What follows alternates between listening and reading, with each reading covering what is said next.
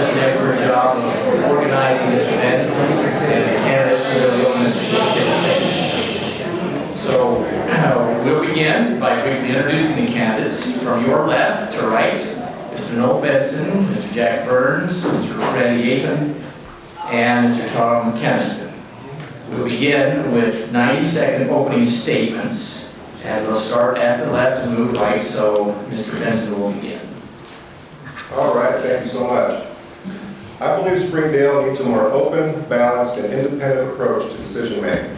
For too long, we've had the same voices guiding the same agenda without much objectivity or accountability.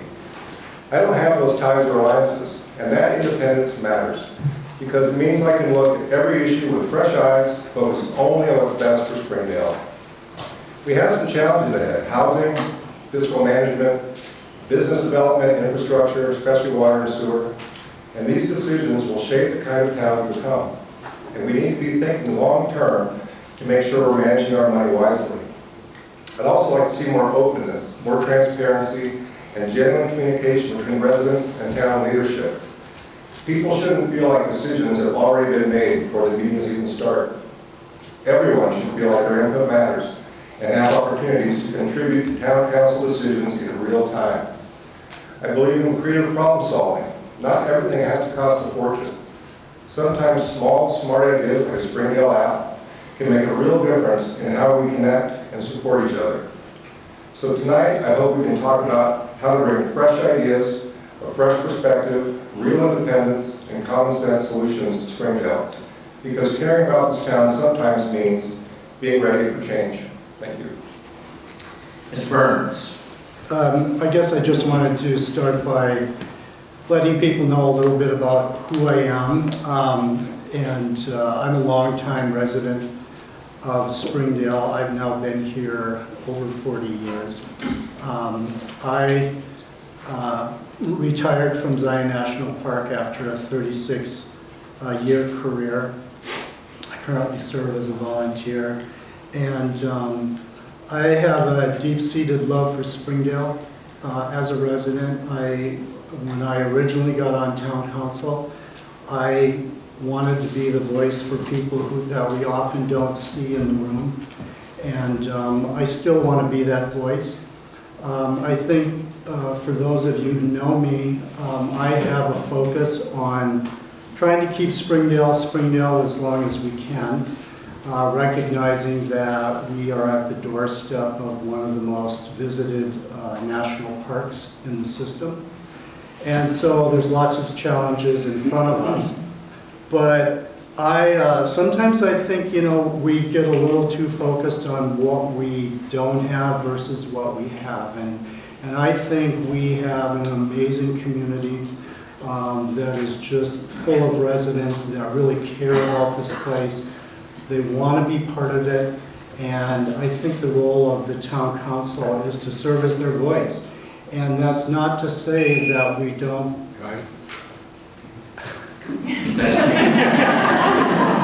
We don't.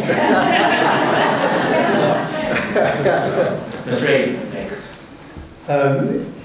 I first came to Zion Canyon in 1977.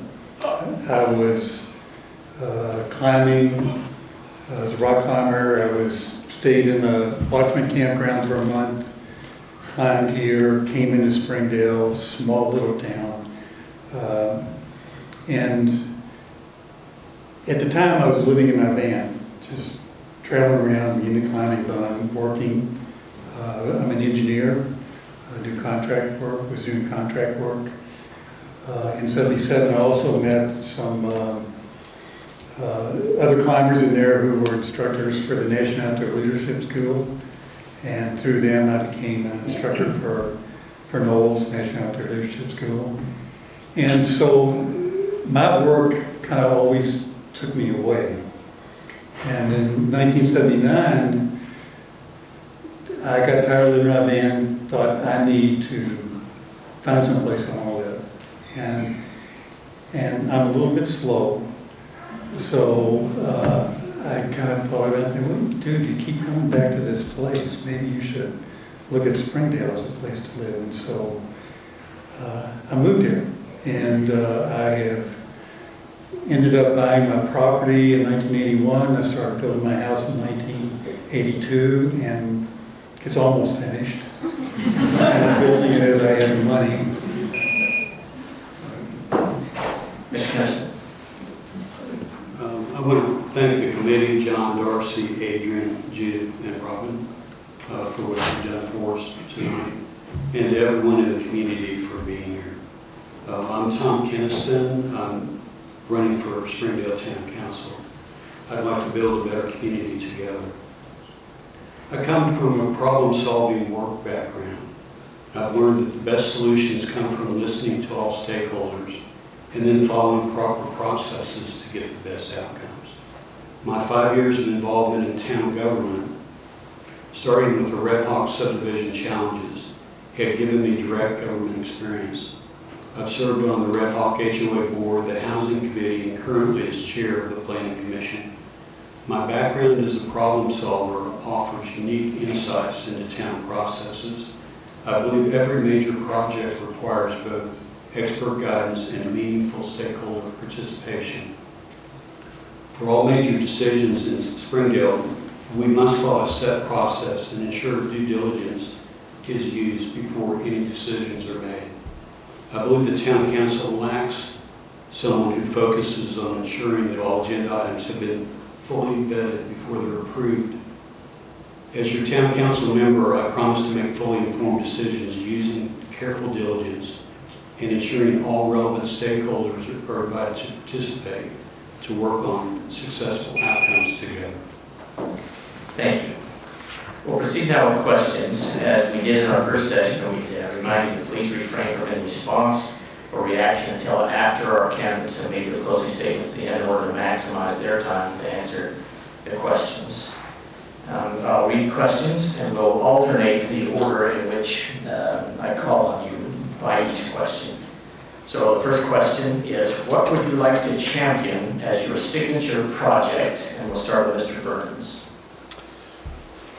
Well, I am currently chair of the Art Review Board, which is a new committee that has been formed, and I think Springdale has always kind of teetered on the point of being recognized as an artist community, and this is something that's kind of new.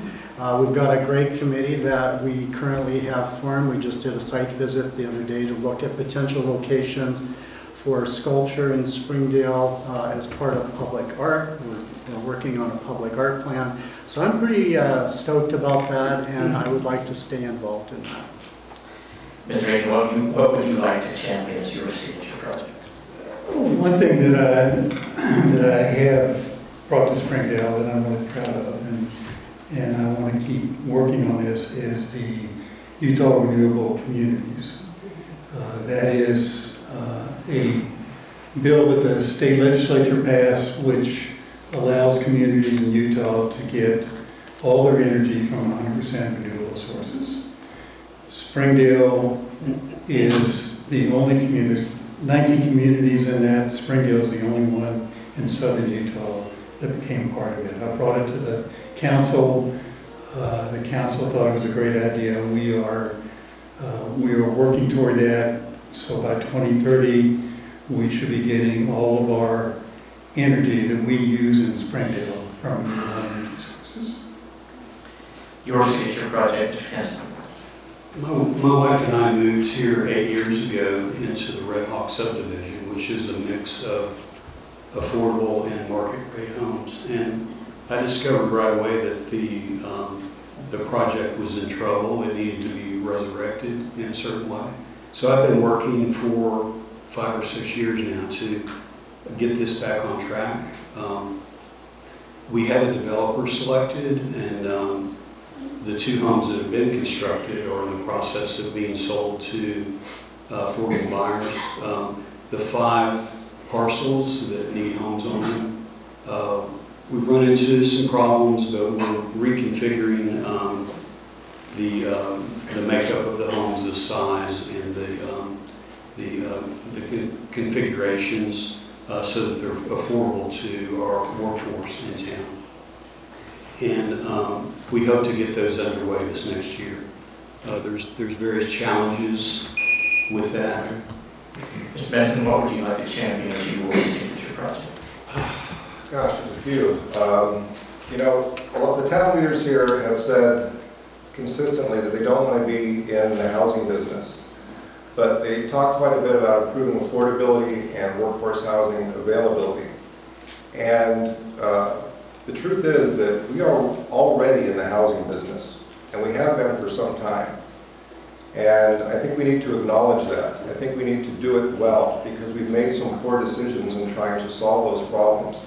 And so forming an official housing authority, because right now the de facto is the town council, and they don't have the background necessary for that type of stuff. So we need to make up a housing authority that actually has real experience to help guide our town for practical, effective solutions for our housing problems. Thanks.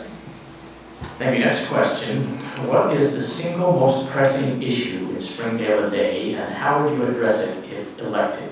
Mr. Aton? I think it's workforce housing. I think we have, since I've been here, when I first came here, a lot of the community was made up of people who worked here, had businesses here, or worked in the park. And it's changed. And we are, I've said this in one of the town council meetings, we have approximately a third of our residential housing is second homes. And the other 2/3 is a lot of older retired people like me. And I think we need, our general plan says it really clearly in the housing section of general plan, we need to diversify, and it says in the general plan it will benefit the town to have the people who are working here, living here, to have a younger population. Mr. Kenaston, single most pressing issue, and how would you address it? I think there are two pressing issues right now. I agree with Randy that workforce housing is a very important issue for the town's future. I also think the town council needs someone who can provide an objective review to ensure all stakeholders are listened to, so that our residents have someone that can listen to their concerns, and that all processes and protocols have been followed before decisions are made. We need to learn how to apply the brakes before final decisions are made if a protocol has not been followed. It's been my observation that this expertise on the town council may be lacking. And I think that this gap needs to be filled. Recently, we terminated the contract for our housing provider for Trappers Circle. And instead of going through the RFP and the full vetting. Mr. Benson, single most pressing issue, and how would you address it? Well, since I've already talked about housing, I'm going to talk about fiscal management of our money. I think, it's pretty clear that, we have a lot of projects that some of us want to accomplish, but we also have quite a bit of debt. Our cash reserves are going down while these projects keep stacking up. We need to focus our money on what really matters. We need to make sure that the infrastructure is set. We have a long-term project that was originally slated for 2037 to replace a sewer pipe from about, the Park Cafe all the way down. And that could move up to even this decade, but it might be slated for 2032. And we continue to take on more bond debt, and we have all these projects that require more debt. And so I really think we need to focus on the infrastructure, we need to focus on housing, and focus on projects that actually will benefit the residents. Mr. Burns, single most pressing issue, and how would you address it? I think probably I'm going to switch from workforce housing to attainable housing. I think unfortunately Springdale has become kind of an elitist community where you can only, if you can afford it, you can live here, which is kind of sad commentary. When I first came here, the first house that I rented was for $160 a month. And those days are long gone, but I think many of the people in this room who have children would like to have their kids live closer to them, and that's really not an option. So, you know, we're kind of set up for people to go under a mountain of debt just out of necessity. I want to quickly mention what I think is an incredibly pressing need that I think is kind of a silent killer, and that's what's going on with Zion National Park as we speak. I believe that there is a planned effort. Next question. While serving as a public official, what was your biggest regret and what was your biggest success? We'll start with Mr. Kenaston. I worked on the Transit Lodging and Overlay Committee. And we put a lot of effort into crafting an ordinance that would prevent the continued conversion of homes and businesses into nightly rental. And we implemented an ordinance, and pretty much right away we discovered that there were some loopholes, some things that we hadn't done correctly. It took us probably 6 months or so to recognize that and to revisit that, to tighten up those loopholes. So I wish we'd been able to address that faster than we did. And your biggest success? This success. There have been a lot of things that I've worked on. I've been very proud of Tyranny of time. the night sky ordinance. Mr. Benson, as a public official, biggest regret and biggest success? So when I was on the planning commission, there was one thing that was glaring to me, and that was a lot of these development agreements that we've done in the past didn't have any time limits on them. And so we would get together with the developer and figure something out, and they would get approved for, let's say, 200 transient lodging units without an expiration date. And they wouldn't build those right away. And then some years later, we'd do another one of those things, and they wouldn't build those right away. And so at this point, we have over 300 nightly rental units that are approved that have no time expiration that we cannot stop. They are already approved. So, you know, I really think that, you know, I champion for language to put in time limits for all those types of agreements, although there's no guarantee, because each development agreement, each settlement agreement is different. But I believe that is a huge factor going forward, so we can realize the decisions that we've actually made. And then the other one was Biggest success, would you say? that was my biggest success. Okay. I championed for an ordinance change that put language in that does require time limits for new development agreements and zone changes. Mr. Burns, as a public official, what was your biggest regret and what was your biggest success? I think my biggest regret is a number of you have heard me say periodically that if you don't like what you see happening in Springdale, you don't have to look any further than the ordinance that allows it. And so I have great concern on if we have a glide path in effect that protects the canyon corridor as you come through town. And I suggested that we put a limit on building height so that we're not looking at all two-story structures throughout our town, that we have a mix of heights. I regret that I gave up on that conversation too soon. I hope that we can revisit that. I think it's scared a few people, but I think that it is a worthwhile venture for the long-term protection of the corridor through Springdale. Mr. Aton, as a public official, biggest regret, biggest success? Again, I think that the getting a diverse community here of workers and not getting that passed through in a way that I've seen a big change. And one of the things that we tried early on that I really thought might work was something called cottage housing overlays. It was going to create some small homes that hopefully would be affordable for people who were working here. Didn't work. And it's kind of the way ordinances go.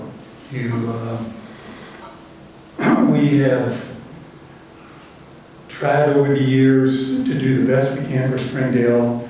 The developers and other people are able to find those loopholes. And it would be nice to find the perfect balance. The success was what I mentioned before, the Utah Renewable Communities Program for part of it. Next question. What steps would you take to make the town's budgeting and financial decisions more easily understood by the residents, and how would you prioritize spending? We'll begin with Mr. Benson. Well, I think, the way that towns do their budgets is very, very complicated. We have all these different buckets of funds, and we have all these different buckets of expenditures. And it's really confusing to understand how much of our unrestricted assets we have. And so when we have these big expenditures, nobody really understands. I don't even think the council understands. I'm sure Rick Woodson does. And so I believe that a budget at a glance summary should be included really every month with the purchasing report, every year with the audit report that we get, and any chance we get to summarize these large purchases and expenditures, I think we need to do that. Is there another part of that question? Prioritization of spending. Yeah, infrastructure has got to be number one. I mentioned earlier that we have these huge sewer projects that have to get done, and so I think we need to look at that first to make sure our long-term health as a town is there. Mr. Burns, two parts. How would you make the town's budgeting and financial decisions more easily understood, and how would you prioritize spending? Well, I agree with Noel that our budget is incredibly hard to understand. I mean, it's just kind of so massive, so that when it comes in front of us, I think it would be much easier if we had some kind of an executive summary to look at, and then as needed, dig down into it a little bit deeper. And we've talked about this in the past, and whether it's something that becomes more tabulated and just easier for us to look at. The prioritization of spending, I think it definitely is infrastructure, it's health, life, safety, and then I think we need to look at adequate staffing. There is a lot more going on in this town than I think most people realize, and the staff is relatively low, so I think we need to look at that. Mr. Aton, steps to make the town's budgeting and financial systems more easily understood, and how would you prioritize spending? I'm an engineer, I understand math. Budgets scare the hell out of me. I have spent a lot of time with Rick going through budgets and trying to understand them. I don't know, other than requiring the town council to go back and everybody get an MBA, how we're going to understand budget more better than we do right now.